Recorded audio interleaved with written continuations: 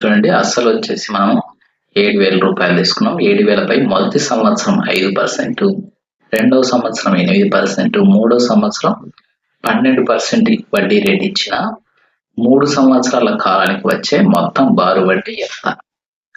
ఇక్కడ మనం చూసినట్లయితే ప్రతి సంవత్సరం అనేది ఇంట్రెస్ట్ రేట్ అనేది వేరువేరుగా ఉంది. ఫస్ట్ సంవత్సరం 5%, రెండవ సంవత్సరం 8%, మూడో సంవత్సరం 12%గా ఉంది. మరి ఇట్లా 3 సంవత్సరాలు వేరువేరుగా ఇంట్రెస్ట్ ఇచ్చినప్పుడు 3 ఇంట్రెస్ట్ రేట్లు అనేవి మొత్తం వేయాలి. మనం కలిపితే ఎంత వస్తుంది? ఫస్ట్ సంవత్సరం 5, తర్వాత 8, తర్వాత 12, టోటల్ మనకు 25 అనేది ఇంట్రెస్ట్ రేట్ వస్తుంది. మనం 3 ఏళ్ళు కలిపి రాసినాం కాబట్టి ఇప్పుడు మనం కాలం అనేది 3 ఏళ్ళు తీసుకోకుండా 1 ఇయర్ కిందే కౌంట్ చేయాలి. ఆ విధంగా లెక్కేసినట్లయితే మనకు వడ్డీ కలుపుతున్నాం. ఇప్పుడు అసలు వచ్చేసి 7,000 కాబట్టి 7,000 ఇంటూ టైం వచ్చేసి 1 ఇయర్ కిందే రేట్ ఆఫ్ ఇంట్రెస్ట్ 25/100 వేస్తాం.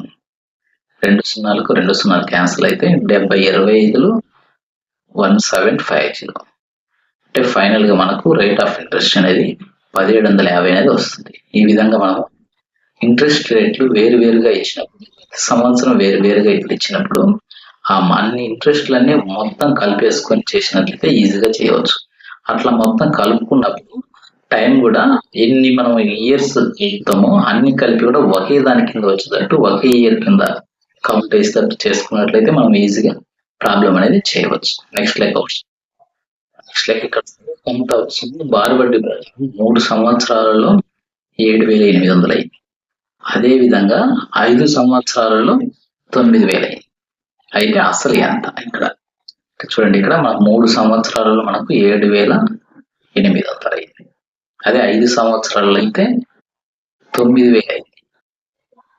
మరి 3 సంవత్సరాల నుంచి 5 సంవత్సరాలు అంటే 2 ఏళ్ళు పెరిగాక మనకు టోటల్ గా ఎంత ఎక్కువ వచ్చింది?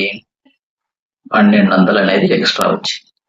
అంటే 2 ఏళ్లకు వచ్చిన వడ్డీ అనేది 1,200. 2 ఏళ్లకు 1,200 వచ్చింది కాబట్టి మనకు ఒక సంవత్సరానికి ఎంత వస్తుంది వడ్డీ? 600 వస్తుంది.